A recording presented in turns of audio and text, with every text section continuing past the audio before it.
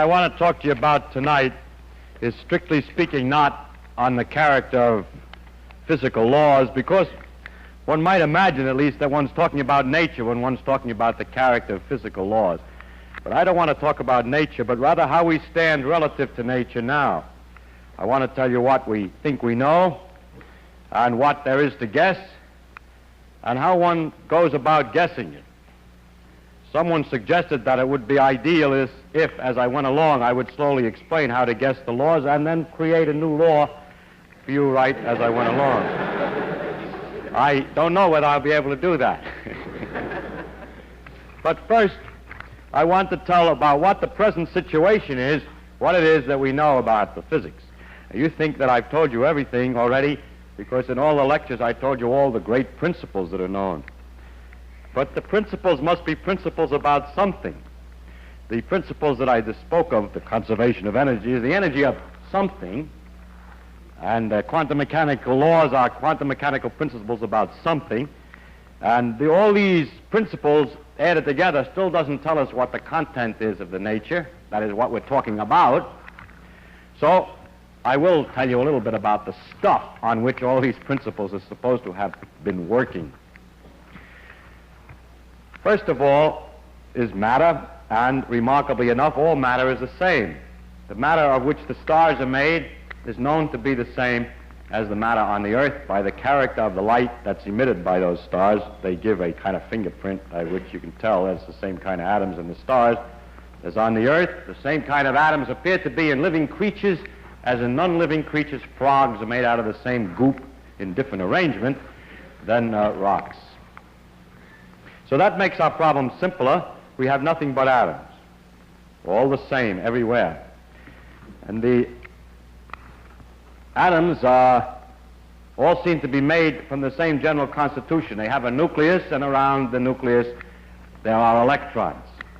So I begin to list the parts of the world that we think we know about. One of them is electrons, which are the particles on the outside of the atoms. Then there are the nuclei, but those are understood today as being themselves made up of two other things, which are called neutrons and protons, two particles. Incidentally, we have to see the stars and see the atoms, and they emit light, and the light is described by particles themselves, which are called photons.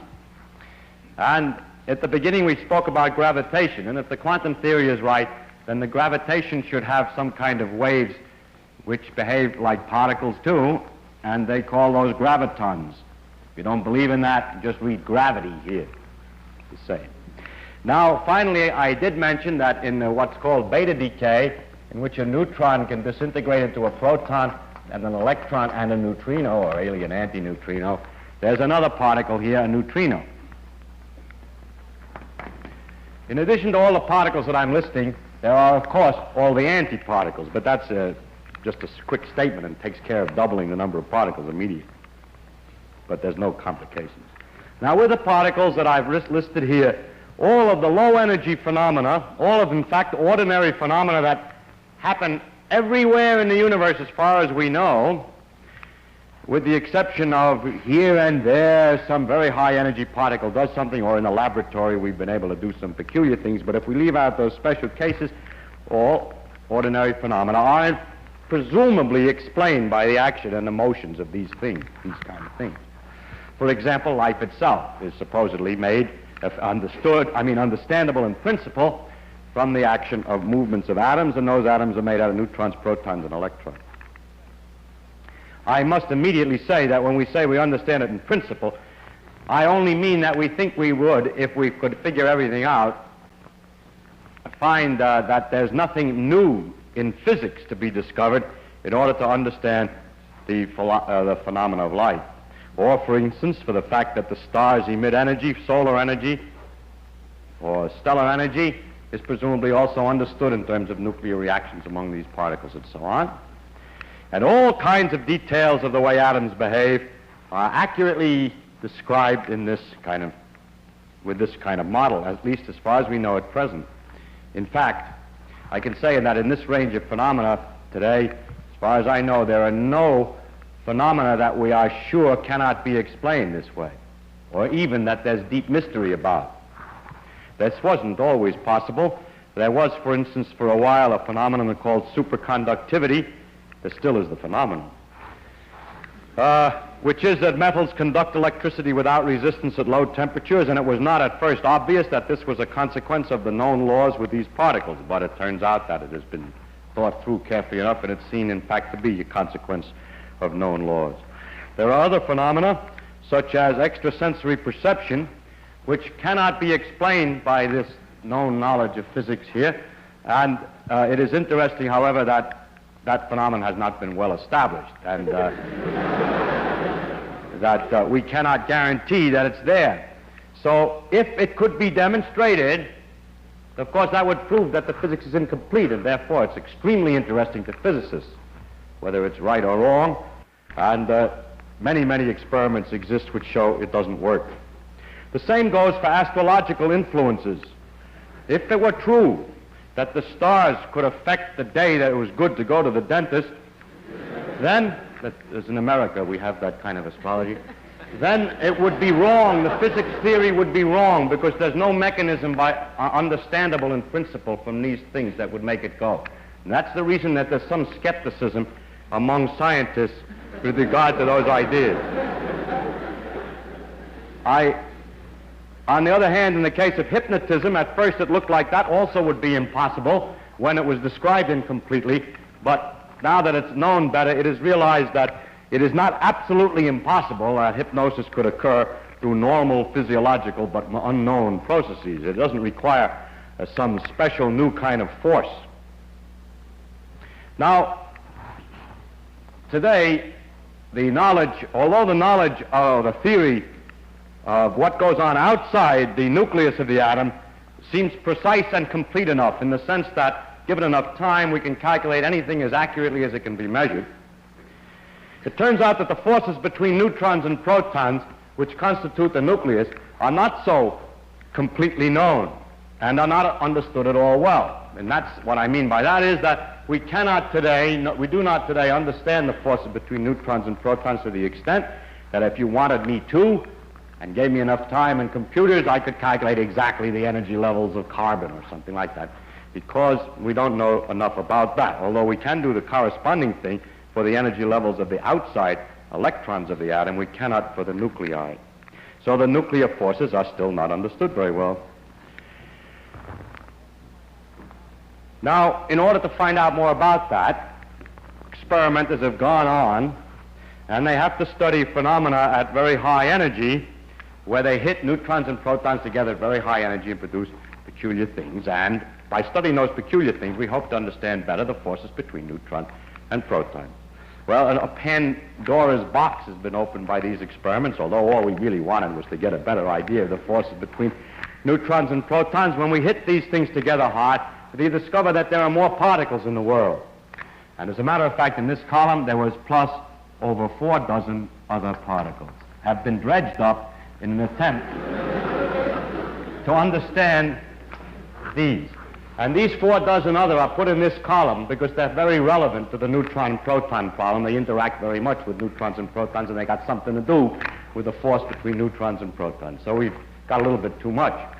In addition to that, while the dredge was digging up all this mud over here, it picked up a couple of pieces that are not wanted and are irrelevant to the problem of nuclear forces. One of them is called a mu meson or muon, and the other was a neutrino which goes with it.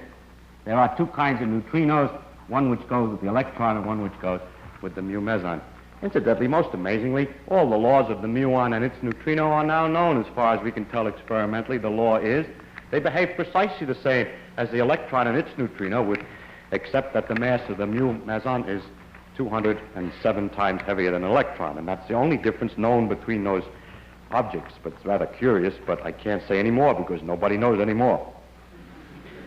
Now, 4 dozen other particles is a frightening array, plus the antiparticles, is a frightening array of things, but it turns out they have various names: mesons, pions, kaons, lambda, sigma. It doesn't make any difference. With 4 dozen particles, there are going to be a lot of names.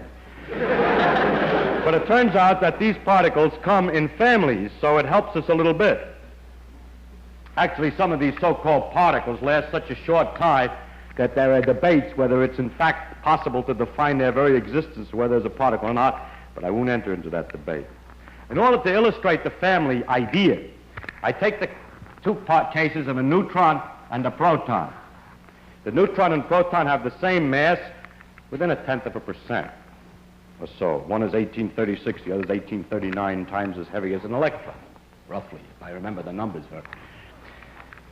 But the thing that's very remarkable is this, that for the nuclear forces, which are the strong forces inside the nucleus, the force between a pair of protons, two protons, is the same as between a proton and a neutron, and is the same again between a neutron and a neutron. In other words, for the strong nuclear forces, you can't tell a proton from a neutron. Or a symmetry law. Neutrons may be substituted for protons without changing anything, provided you're only talking about the strong forces. If you're talking about electrical forces, oh no. If you change a neutron for a proton, you have terrible difference, because the proton carries electrical charge and a neutron doesn't. So by electrical measurement, immediately you can see the difference between a proton and a neutron. So this symmetry, that you can replace neutrons by protons, is what we call an approximate symmetry. It's right for the strong interactions and nuclear forces. But it's not right in some deep sense in nature, because it doesn't work for the electricity. This is called a partial symmetry, and we have to struggle with these partial symmetries.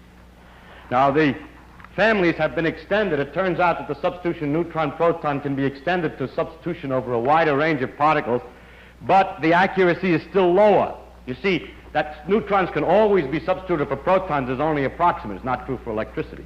And that the wider substitutions that have been discovered are legitimate is still more poor, a very poor symmetry, not very accurate. But they have helped to gather the particles into families and thus to locate places where particles are missing and to help to discover the new ones. This kind of game of roughly guessing at family relations and so on is illustrative of the kind of preliminary sparring which one does with nature before really discovering some deep and fundamental law, before you get the deeper discoveries. Examples are very important in the previous history of science. For instance, Mendeleev's discovery of the periodic table for the elements is analogous to this game. It is the first step, but the complete description of the reason for the periodic table came much later with atomic theory. In the same way, organization of the knowledge of nuclear levels and characteristics was made by Maria Mayer and Jensen in what they call the shell model of nuclei some years ago, and it's an analogous game in which a reduction of the complexity is made by some approximate guesses. And that's the way it stands today. In addition to these things, then we have all these principles that we were talking about before. Principle of relativity, that the things must behave quantum mechanically, and combining that with the relativity, that all conservation laws must be local. And so we put all these principles together, we discover there are too many. They're inconsistent with each other. It seems as if we add quantum mechanics plus relativity plus the proposition that everything has to be local, plus a number of tacit assumptions which we can't really find out because we're prejudiced. We don't see what they are, and it's hard to say what they are. Adding it all together, we get inconsistency because we really get infinity for various things when we calculate them. Well, if we get infinity, how will we ever agree that this agrees with nature? It turns out that it's possible to sweep the infinities under the rug by a certain crude skill, and temporarily we're able to keep on calculating. But the fact of the matter is that all the principles that I told you up till now, if put together, plus some tacit assumptions that we don't know, gives trouble. They are not mutually consistent. Nice problem. Example of the tacit assumptions that we don't know what the significance is, such propositions as the following. If you calculate the chance for every possibility, there's 50% probability this will happen, 25% that'll happen, it should add up to 1. We think that if you add all alternatives, you should get 100% probability. That seems reasonable, but reasonable things are where the trouble always is. Another proposition is that the energy of something must always be positive. It can't be negative. Another proposition that is probably added in order before we get inconsistency is what's called causality, which is something like the idea that effects cannot precede their causes. Actually, no one has made a model in which you disregard the proposition about the probability or you disregard the causality, which is also consistent with quantum mechanics, relativity, locality, and so on. So we really do not know exactly what it is we're assuming that gives us the difficulty producing infinities. Okay, now that's the present situation. Now I'm going to discuss how we would look for a new law. In general, we look for a new law by the following process. First, we guess it. Then we well, don't laugh, that's really true. Then we compute the consequences of the guess to see what, if this is right, if this law that we guessed is right, we see what it would imply, and then we compare those computation results to nature, or we say compare to experiment or experience, compare it directly with observation to see if it works. If it disagrees with experiment, it's wrong. In that simple statement is the key to science. It doesn't make a difference how beautiful your guess is. It doesn't make a difference how smart you are who made the guess or what his name is. If it disagrees with experiment, it's wrong. That's all there is to it. It's true, however, that one has to check a little bit to make sure that it's wrong, because someone who did the experiment may have reported incorrectly, or there may have been some feature in the experiment that wasn't noticed, like some kind of dirt and so on. That's an obvious check. Furthermore, the man who computed the consequences, even it may have been the same one who made the guesses, may have made some mistake in the analysis. Those are obvious remarks. So when I say if it disagrees with the experiment, it's wrong, I mean after the experiment has been checked, the calculations have been checked, and the thing has been rubbed back and forth a few times to make sure that the consequences are logical consequences from the guess, and that in fact it disagrees with a very carefully checked experiment. This will give you somewhat a wrong impression of science. It means that we keep on guessing possibilities and comparing it to experiments, and this is to put an experiment on a little bit weak position. It turns out that the experimenters have a certain individual character. They like to do experiments even if nobody's guessed yet. So it's very often true that experiments in a region in which people know the theorist doesn't know anything, nobody's guessed yet. For instance, we may have guessed all these laws, but we don't know whether they really work at very high energy because it's just a good guess that they work at high energy. So experimenters say, let's try higher energy. And therefore, experiment produces trouble every once in a while. That is, it produces a discovery that one of the things that we thought of is wrong. So what I would say, if experiment can produce unexpected results, and that starts us guessing again. For instance, an unexpected result is the mu meson and its neutrino, which was not guessed at by anybody whatever before it was discovered, and still nobody has any method of guessing by which this is a natural thing. Now you see, of course, that with this method we can disprove any definite theory.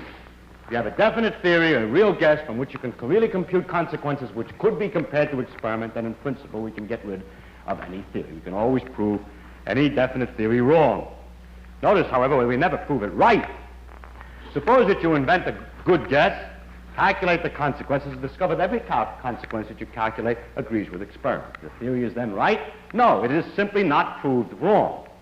Because in the future, there could be a wider range of experiments, you can compute a wider range of consequences, and you may discover then that the thing is wrong. That's why laws like Newton's laws for the motion of planets last such a long time. He guessed the law of gravitation, calculated all the kinds of consequences for the solar system and so on, compared them to experiment, and it took several hundred years before the slight error of the motion of Mercury was developed. During all that time, the theory had been failed to be proved wrong and could be taken to be temporarily right, but it can never be proved right because tomorrow's experiment may succeed in proving what you thought was right wrong. So we never are right, we can only be sure we're wrong. However, it's rather remarkable that we can last so long. I mean, have some idea which will last so long. Incidentally, some people, one of the ways of stopping the science would be to only do experiments in the region where you know the laws. But the experimenters search most diligently and with the greatest effort in exactly those places where it seems most likely that we can prove the theory's wrong. In other words, we're trying to prove ourselves wrong as quickly as possible, because only in that way do we find progress. For example, today, among the ordinary low-energy phenomena, we don't know where to look for trouble. We think everything's all right. And so there isn't any particular big program looking for trouble in nuclear reactions or in superconductivity. I must say I'm concentrating on discovering fundamental laws. There's a whole range of physics which is interesting in understanding at another level these phenomena like superconductivity and nuclear reactions, but I'm talking about discovering trouble, something wrong with the fundamental laws. So nobody knows where to look there, therefore all the experiments today are in this field of finding out a new law are at high energy. I must also point out to you that you cannot prove a vague theory wrong. If the guess that you make is poorly expressed and rather vague, and the method that you use for figuring out the consequences is rather a little vague, you're not sure, I mean, you say, I think everything's because it's all due to Muggles, and Muggles do this and that more or less, so I can sort of explain how this works, then you see that that theory is good because it can't be proved wrong. If the process of computing the consequences is indefinite, then with a little skill, any experimental result can be made to look like an expected consequence. You're probably familiar with that in other fields. For example, A hates his mother. The reason is, of course, because she didn't caress him or love him enough when he was a child. Actually, if you investigate, you find out that, as a matter of fact, he did love him very much and everything was all right. Well, then, it's because she was overindulgent when he was a child. So by having a vague theory, it's possible to get either result. Now, wait. Now, the cure for this one is the following. It would be possible to say, if it were possible to state ahead of time how much love is not enough and how much love is overindulgent exactly, then there would be a perfectly legitimate theory against which you can make tests. It is usually said when this is pointed out, how much love is and so on, oh, you're dealing with psychological matters and things can't be defined so precisely. Yes, but then you can't claim to know anything about it. Now, we have examples you'll be horrified to hear in physics of exactly the same kind. We have these approximate symmetries. Works something like this. You have approximate symmetry, you suppose it's perfect. Calculate the consequences. Easy if you suppose it perfect. You compare with experiment. Of course, it doesn't agree. Because, of course, the symmetry you're supposed to expect is approximate. So if the agreement is pretty good, you say, nice. If the agreement is very poor, you say, well, this particular thing must be especially sensitive to the failure of the symmetry. Now, you laugh, but we have to make progress in that way. In the beginning, when the subject is first new, and these particles are new to us, this jockeying around, this is a feeling way of guessing at the result. And this is the beginning of any science. And the same thing is true of psychology as it is of the symmetry propositions in the physics. So don't laugh too hard. It's necessary in the very beginning to be very careful. It's easy to fall over the deep end by this kind of vague theory. It's hard to prove it wrong. It takes a certain skill and experience to not walk off the plank on the game. In this process of guessing, computing consequences, and comparing to experiment, we can get stuck at various stages. For example, we may, in the guess stage, get stuck. We have no ideas. We can't guess an idea. Or we may get in the computing stage stuck. For example, Yukawa guessed an idea for the nuclear forces in 1934. Nobody could compute the consequences because the mathematics was too difficult. So therefore they couldn't compare it with experiments successfully, and the theory has remained for a long time until we discovered all this junk. And this junk was not contemplated by Yukawa, and therefore it's undoubtedly not as simple, at least, as the way Yukawa did it. Another place you can get stuck is at the experimental end. For example, the quantum theory of gravitation is going very slowly, if at all, because there's no use. All the experiments that you can do never involve quantum mechanics and gravitation at the same time because the gravity force is so weak compared to electrical forces. Now, I want to concentrate from now on, because I'm a theoretical physicist, I'm more delighted with this end of the problem, as to what goes, how do you make the guesses. Now, it's strictly, as I said before, not of any importance where the guess comes from.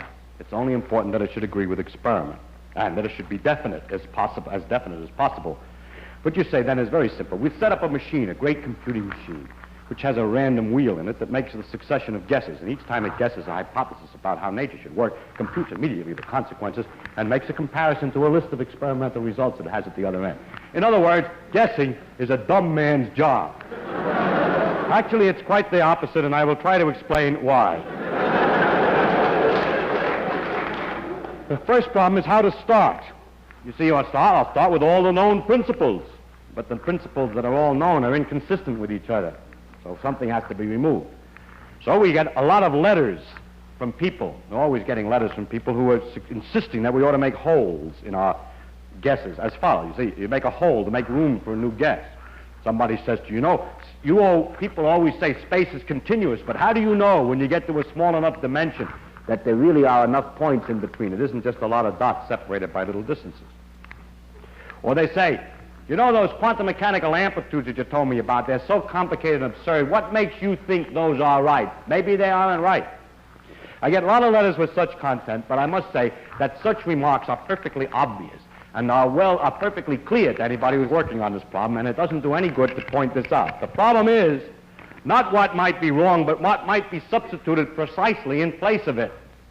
If you say anything precise, for example, in the case of a continuous space, suppose the precise proposition is that space really consists of a series of dots only, and the space between them doesn't mean anything, and the dots are in a cubic array.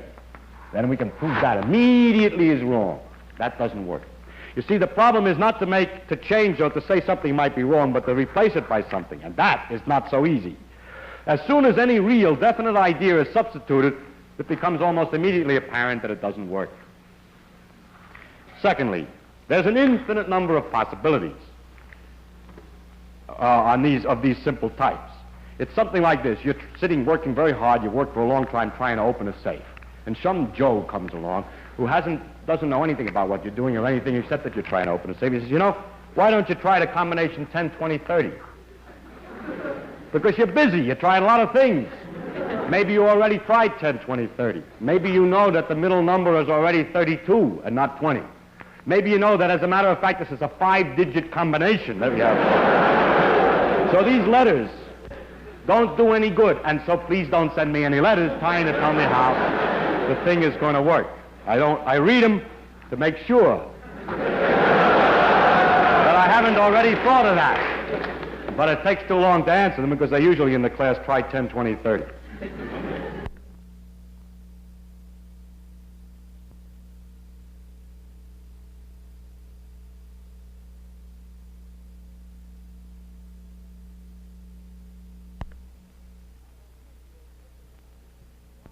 And as usual, nature's imagination far surpasses our own. As we've seen from the other theories, they are really quite subtle and deep. And to get such a subtle and deep guess is not so easy. One must be really clever to guess, and it's not possible to do it blindly by machine. So I want to discuss the art of guessing nature's laws. It's an art. How is it done? One way you might think, well, look at history. How did the other guys do it? Well, look at history. We first start out with Newton. He has in a situation where he had incomplete knowledge. And he was able to get the laws by putting together ideas which all were relatively close to experiment. There wasn't a great distance between the observations and the test. Now, that's the first thing, but now it doesn't work so good. Now, the next guy who did something, another man who did something great was Maxwell, who obtained the laws of electricity and magnetism. Well, what he did was this. He put together all the laws of electricity due to Faraday and other people that came before him, and he looked at them and he realized that they were mutually inconsistent. They were mathematically inconsistent. In order to straighten it out, he had to add one term to an equation. By the way, he did this by inventing a model for himself of idler wheels and gears and so on in space. And then he found that what the new law was, and nobody paid much attention because they didn't believe in the idler wheels. We don't believe in the idler wheels today, but the equations that he obtained were correct. So the logic may be wrong, but the answer is all right. In the case of relativity, the discovery of relativity was completely different. There was an accumulation of paradoxes. The known laws gave inconsistent results, and it was a new kind of thinking, a thinking in terms of discussing the possible symmetries of laws. And it was especially difficult because it was at the first time realized how long something like Newton's laws could be right and still ultimately be wrong. And second, that ordinary ideas of time and space that seem so instinctive could be wrong. Quantum mechanics was discovered in two independent ways, which is a lesson.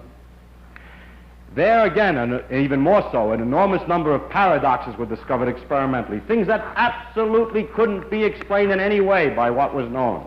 Not that the knowledge was incomplete, but the knowledge was too complete. Your prediction was this should happen, it didn't. The two different routes were one by Schrödinger, who guessed the equations, another by Heisenberg, who argued that you must analyze what's measurable. So two different philosophical methods reduced to the same discovery in the end. More recently, the discovery of the laws of this interaction, which are still only partly known, had quite a somewhat different situation. Again, this time it was a case of incomplete knowledge, and only the equation was guessed. The special difficulty this time was that the experiments were all wrong. All the experiments were wrong. Now, how can you guess the right answer when you calculate the results it disagrees with the experiment, and you have the courage to say the experiments must be wrong? I'll explain where the courage comes from in a minute. Now, today, we haven't any paradoxes. Maybe. We have this infinity that comes if we put all the laws together. But the rug-sweeping people are so, sweeping the dirt under the rug, are so clever that one sometimes thinks that's not a serious paradox. The fact that there are all these particles doesn't tell us anything except that our knowledge is incomplete. Now, I'm sure that history does not repeat itself in physics, as you see from this list, and the reason is this. Any scheme, like think of symmetry laws, or put the equations in mathematical form, or any of these schemes, guess equation and so on, are known to everybody now, and they're tried all the time. So if the place where you get stuck is not that, you try that right away. We try looking for symmetries, we try all the things that have been tried before, but we're stuck. So it must be another way next time. So each time that we get in this logjam of too much trouble, too many problems, it's because the methods that we're using are just like the ones we used before. We try all that right away. But the new scheme, the new discovery is going to be made in a completely different way. So history doesn't help us very much. I'd like to talk about a little bit about this Heisenberg's idea that you shouldn't talk about what you can't measure, because a lot of people talk about that without understanding it very well. They say in physics you shouldn't talk about what you can't measure. If what you mean by this, if you interpret this in the sense that the constructs or inventions that you make, that you talk about, must be such a kind that the consequences that you compute must be comparable to experiment. That is, that you don't compute a consequence like a moo must be 3 goos when nobody knows what a moo and a goo is. That's no good. If the consequences can be compared to experiment, then that's all that's necessary. It is not necessary that moos and goos can't appear in the guess. That's perfectly all right. You can have as much junk in the guess as you want, provided that you can compare it to experiment. That's not fully appreciated because it's usually said, for example, people usually complain of the unwarranted extension of the ideas of particles and paths and so forth into the atomic realm. Not so at all. There's nothing unwarranted about the extension. We must, and we should, and we always do, extend as far as we can beyond what we already know, those things, those ideas that we've already obtained. We extend the ideas beyond their range. Dangerous, yes. Uncertain, yes. But the only way to make progress. It's necessary to make science useful, although it's uncertain. It's only useful if it makes predictions. It's only useful if it tells you about some experiment that hasn't been done. It's no good if it just tells you what just went on. So it's necessary to extend the ideas beyond where they've been tested. For example, in the law of gravitation, which was developed to understand the motion of the planets. If Newton simply said, I now understand the planet, and didn't try to compare it to the Earth's pull, we can't, if we're not allowed to say, maybe what holds the galaxies together is gravitation. We must try that. It's no good to say, well, when you get to the size of galaxies, since you don't know anything about it, anything can happen. Yes, I know, but there's no science in it. There's no understanding, ultimately, of the galaxies. If you, on the other hand, you assume that the entire behavior is due to only known laws, this assumption is very limited and very definite and easily broken by experiment. What we're looking for is just such hypotheses. Very definite, easy to compare to experiment. And the fact is that the way the galaxies behave so far doesn't seem to be against the proposition. It would be easily disproved if it were false, but it's very useful to make the hypothesis. I'll give another example, even more interesting and important. Probably the most powerful assumption in all of biology, the single assumption that makes the progress of biology the greatest, is the assumption that everything the animals do, the atoms can do. What? That the things that are seen in the biological world are the results of the behavior of physical and chemical phenomena with no extra something. You could always say, well, when we come to living things, anything can happen. If you do that, you never understand the living things. It's very hard to believe that the wiggling of the tentacle of the octopus is nothing but some fooling around of atoms according to the known physical laws. But if investigated with this hypothesis, one is able to make guesses quite accurately as to how it works, and one makes great progress in understanding the thing. So far, the tentacle hasn't been cut off. What I mean is, it hasn't been found that this idea is wrong. It's therefore not unscientific to take a guess, although many people who are not in science think it is. For instance, I had a conversation about flying saucers some years ago with laymen. Because I'm scientific, I know all about flying saucers. So I said, I don't think there are flying saucers. So my antagonist said, is it impossible that there are flying saucers? Can you prove that it's impossible? I said, no, I can't prove it's impossible. It's just very unlikely. That, they say, you are very unscientific. If you can't prove it impossible, then how can you say it's likely, that it's unlikely? Well, that's the way, that is scientific. It is scientific only to say what's more likely and less likely, and not to be proving all the time possible and impossible. To define what I mean, I finally said to him, listen, I mean that from my knowledge of the world that I see around me, I think that it is much more likely that the reports of flying saucers are the results of the known irrational characteristics of terrestrial intelligence rather than the unknown rational efforts of extraterrestrial intelligence.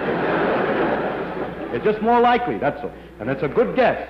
And we always try to guess the most likely explanation, keeping in the back of the mind the fact that if it doesn't work, then we must discuss the other possibilities. Now, how to guess at what to keep and what to throw away. You see, we have all these nice principles and known facts and so on, but we're in some kind of trouble. That we get the infinities, or we don't get enough of a description, we're missing some parts, and sometimes that means that we have probably to throw away some idea. At least in the past it's always turned out that some deeply held idea has to be thrown away, and the question is what to throw away and what to keep. If you throw it all away, it's going a little far, and you don't got much to work with. After all, the conservation of energy looks good, and it's nice, I don't want to throw it away, and so on. To guess what to keep and what to throw away takes considerable skill. Actually, it probably is merely a matter of luck, but it looks like it takes considerable skill. For instance, probability amplitudes are very strange, and the first thing you'd think is that the strange new ideas are clearly cockeyed. And yet everything that can be deduced from the ideas of the existence of quantum mechanical probability amplitudes, strange though they are, all the things that depend on that work throughout. All these strange particles work 100%. Everything that depends on that seems to work. So I don't believe that idea is wrong, and that when we find out what the inner guts of this stuff is, we'll find that idea is wrong. I think that part's right. I'm only guessing. I'm telling you how I guess. For instance, that space is continuous is, I believe, wrong. Because we get these infinities and other difficulties, and we have some questions as to what determines the sizes of all these particles, I rather suspect that the simple ideas of geometry extended down into infinitely small space is wrong. I don't believe that space, I'm making a whole, I'm only making a guess, I'm not telling you what to substitute. If I did, I would finish this lecture with the known law, of course. Some people have used the inconsistency of all the principles to say that there's only one possible consistent world. That if we put all the principles together and calculate very exactly, we will not only be able to use the principles, but discover that these are the only things that can exist and have the thing consistent. That seems to me like a big order. I don't believe, that sounds like wagging the tail by the dog. That's right. Wagging the dog by the tail. I believe that you have to be given that certain things exist, a few of them, not all the 48 particles. or the 50-some-odd particles. A few little principles, a few little things exist, like electron and something is given. And then with all the principles, the great complexities that come out with probably a definite consequence. But I don't think you can get the whole thing from just arguments about consistency. Finally, we have another problem, which is the question of the meaning of the partial symmetries. I think I better leave that one go because of a shortage of time. Well, I'll say it quickly. These symmetries, like the neutron and proton, are nearly the same, but they're not, for electricity. Or that the law of reflection symmetry is perfect, except for one kind of reaction, are very annoying. The thing is almost symmetrical, but not. Now, two schools of thought exist. One who say it's really simple, they're really symmetrical. But there's a little complication which knocks it a little bit cockeyed. Then there's another school of thought which has only one representative, myself, which says, no, the thing may be complicated and become simple only through the complication. Like this. The Greeks believed that the orbits of the planets were circles. And the orbits of the planets are nearly circles. Actually, they're ellipses. The next question is, well, they're not quite symmetrical, but they're almost circles. They're very close to circles. Why are they very close to circles? Why are they nearly symmetrical? Because of the long, complicated effects of tidal friction, a very complicated idea. So it is possible that nature in our heart is unsymmetrical for these things, but in the complexities of reality, it gets approximately looking as if it's symmetrical. The ellipses look almost like circles. It's another possibility. Nobody knows. It's just guesswork. Now, another thing that people often say is that for guessing, two identical theories, here, suppose we have two theories, A and B, which look completely different psychologically, have different ideas in them and so on, but that all the consequences that are computed, are exactly the same. Maybe say they even agree with experiments.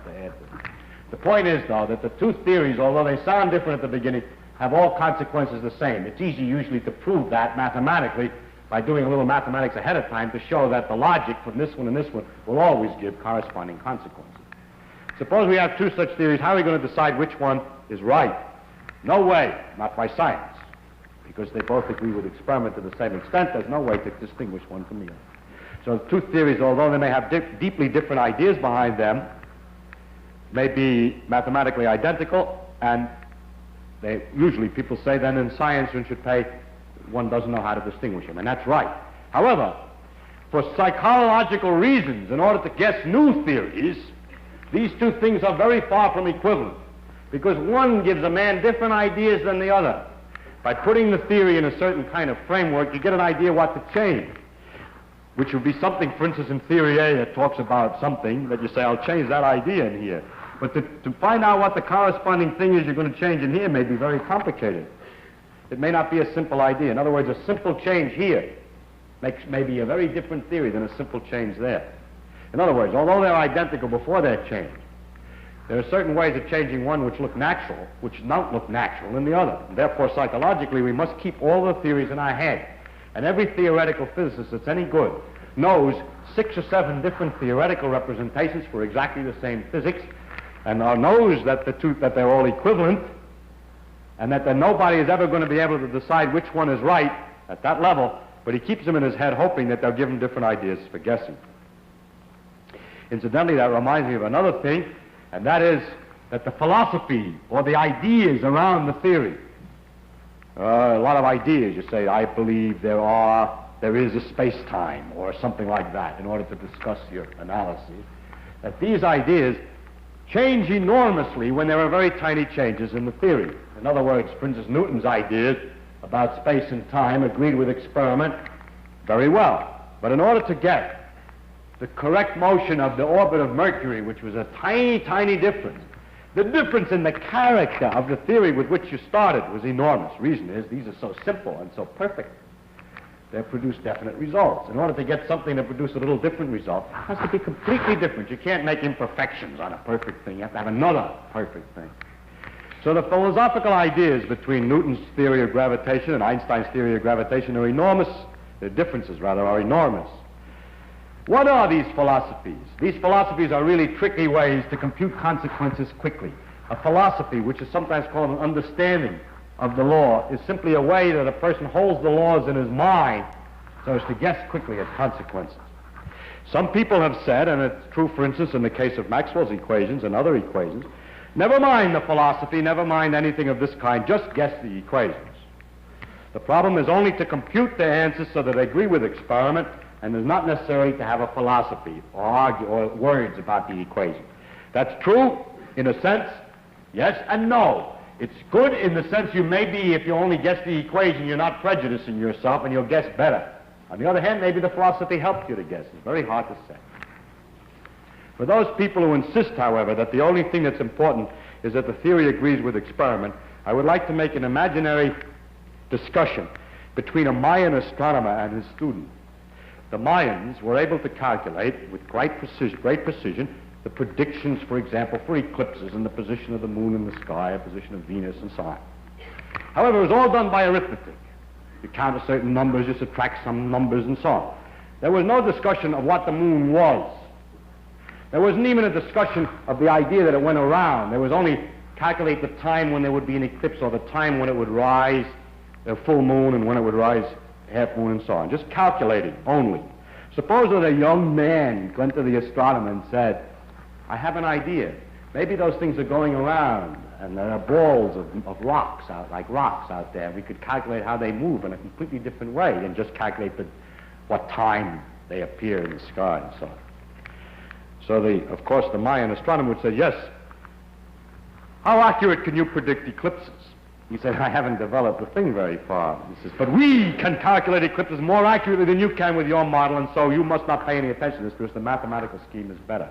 And there's a very strong tendency of people to say against some idea, if someone comes up with an idea and says, let's suppose the world is this way, and you say to him, well, what would you get for the answer for such and such a problem?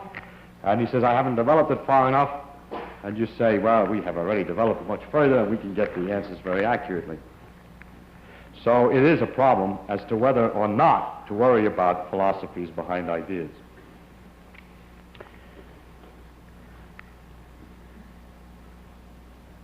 Another thing, of course, that one can use to guess is to guess new principles. For instance, in Einstein's gravitation, he guessed, on top of all the other principles, the principle that corresponded to the idea that the forces are always proportional to the masses. He guessed the principle that if you were in an accelerating car, you couldn't tell that from being in a gravitational field. And by adding that principle to all the other principles, was able to deduce correct laws of gravitation. Well, that outlines a number of possible ways of guessing. I would now like to come to some other points about the final result. First of all, when we're all finished, and we have a mathematical theory by which we can compute consequences, it really is an amazing thing. What do we do? In order to figure out what an atom is going to do in a given situation, we make up a whole lot of rules with marks on paper, carry them into a machine which opens and closes switches in some complicated way, and the result will tell us what the atom is going to do. Now, if the way that these switches opens and close was some kind of a model of the atom, in other words, if we thought the atom had such switches in it, then I would say, well, I understand more or less what's going on. But I find it quite amazing that it's possible to predict what will happen by what we call mathematics, which is simply following a whole lot of rules which have nothing to do, really, with what's going on in the original thing. So in other words, the closing and opening of switches in a computer is quite different, I think, than what's happening in nature. And that is, to me, very surprising. And finally, I would like to say, one of the most important ideas, most important things in this guess, compute, consequences, compare, experiment business is to know when you're right. It is possible to know when you're right way ahead of computing all the consequences. Of checking all the consequences. You can recognize truth by a beauty and simplicity. It's always easy when you've got the right guess and make 2 or 3 little calculations to make sure it isn't obviously wrong, to know that it's right. When you get it right, it's obvious that it's right, at least if you have any experience. Because what happens is that more comes out than goes in. That your guess is, in fact, that something is very simple. And at the moment you guess that it's simpler than you thought, then it turns out that it's right, if it can't be immediately disproved. Doesn't sound silly. If you can't see immediately that it's wrong and it's simpler than it was before, then it's right. The inexperienced and crackpots and people like that who make guesses that are simple, all right, but you can immediately see that they're wrong. That doesn't count. And others, the inexperienced students, make guesses that are very complicated, and it sort of looks like it's all right, but I know it's not true, because the truth always turns out to be simpler than you thought. What we need is imagination, but imagination in a terrible straitjacket. We have to find a new view of the world that has to agree with everything that's known, but disagree in its predictions somewhere, otherwise it's not interesting.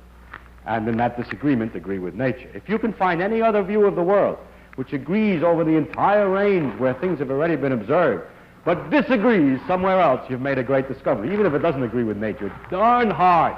It's almost impossible. Not quite impossible. To find another theory which agrees with experiments over the entire range in which the old theories have been checked, and yet gives a different consequences in some other range. In other words, a new idea that is extremely difficult, takes a fantastic imagination. And what of the future of this adventure? What will happen ultimately? We are going along guessing the laws. How many laws are we going to have to guess? I don't know. Some of my, let's say, or some of my colleagues say, well, science will go on, but certainly not, there will not be perpetual novelty, say for 1,000 years. This thing can't keep on going. We're always going to discover new laws, new laws, new laws. If we do, it'll get boring, that there are so many levels, one underneath the other. So the only way that it seems to me that it can happen, what can happen in the future is first, either that everything becomes known, that all the laws become known. That would mean that after you had enough laws, you could compute consequences, and they would always agree with experiments, which would be the end of the line. Or it might happen that the experiments get harder and harder to make, more and more expensive, that you get 99.9% of the phenomena, but there's always some phenomenon which has just been discovered that's very hard to measure, which disagrees. It gets harder and harder to measure. As you discover the explanation of that one, there's always another one, and it gets slower and slower and more uninteresting. That's another way that it can end. But I think it has to end in one way or another. And I think that we are very lucky to live in an age in which we're still making the discoveries. It's an age which will never come again. It's like the discoveries of America. You can only discover it once. It was an exciting day when there was investigations of America. But the age that we live in is the age in which we are discovering the fundamental laws of nature. And that day will never come again. I don't mean we're finished. I mean we're right in the process of making such discoveries. It's very exciting, it's marvelous. But this excitement will have to go. Of course, in the future there will be other interests.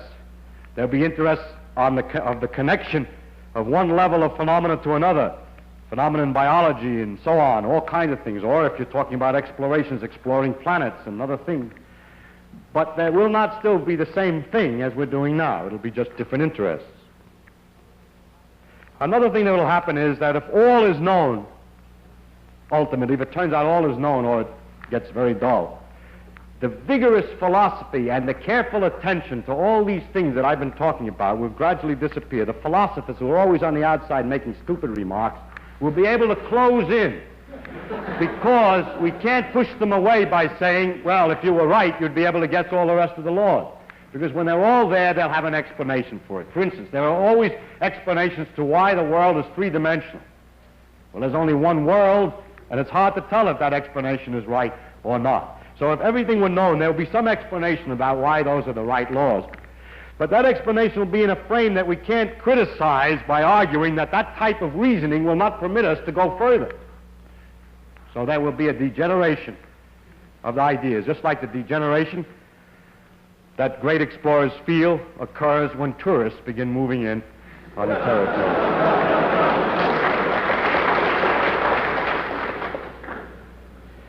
Now, I must say that in this age, people are experiencing a delight, a tremendous delight, the delight that you get when you guess how nature will work in a new situation never seen before, from experiments and information in a certain range. You can guess what's going to happen in a region where no one has ever explored before. It's a little different than regular exploration. There's enough clues on the land discovered to guess what the land is going to look like that hasn't been discovered. And these guesses, incidentally, are often very different than what you've already seen. It takes a lot of thought. What is it about nature that lets this happen, that is possible to guess from one part what the rest is going to do? That's an unscientific question. What is it about nature? I don't know how to answer it. And I'm going to give, therefore, an unscientific answer.